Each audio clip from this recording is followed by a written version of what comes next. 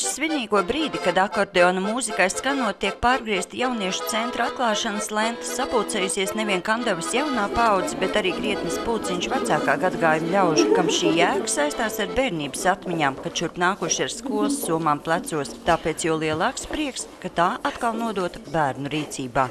Un tas ir tikai pareizi, jo patiesībā skola, kā veceļaudis, vēl vecāki par mani, kas teica, skola ir uzcelta ļoti labā vietā. Otrā pasaules kara laikā, mums taču Kurzemes cietoksnis, skolu neesot trāpījis neviens šāviņš. Viņa ir vienmēr pasargāta, vienmēr labā vietā, vienmēr no tālienes īsta gaismas pils. Kalna galā, līks bērs un skolas ēka, ko 36. gadā kandavnieki uzcēla. Tā ir pirmā ēka, kas ir speciāli celta kā skolas ēka. Klātsoši atzīst, ka pārvērtības ir milzīgas, bet skolas bērniem, apskatot jaunās telpas un aprīkojumu, acis smirdz. Izstāsta viss labi, uzbūvēts, skaists, izstāsta viss telpas, jaunas lietas, viss, ko forši būs šeit izklaidēties. Es gribētu galdu tenisu pamēģināt, visāds galdu spēles arī varētu.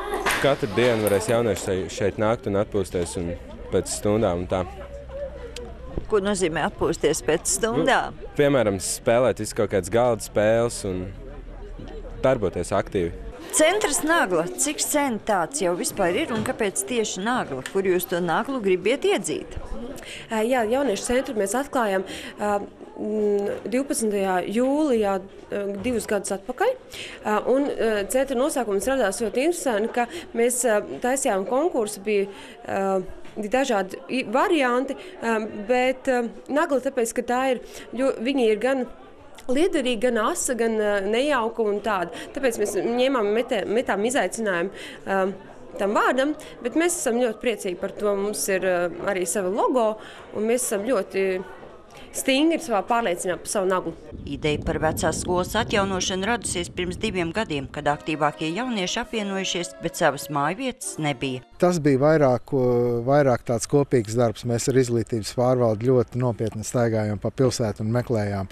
Un viens no arī noteicošajiem bija tas, ka šī jau ir bijis kādreiz skola, tas ir viens otrs. Viņi ir nosacīti tālu no esošajām skolām, lai bērniem nedaudz jauniešiem mainītu ierasto ikdienas vidi.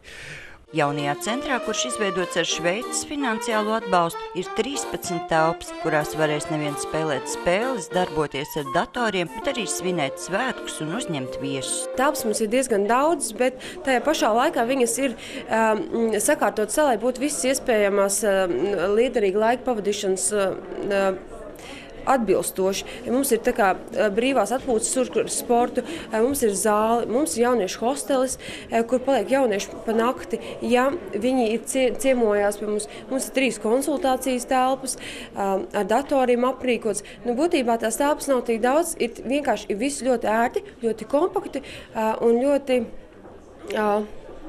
brīvi. Organizatori cer, ka ikdienu šeit varēs sastapt ap 100 jauno kandavnieku. Sandra Leitāne, Andris Pāns, TV Spektrs.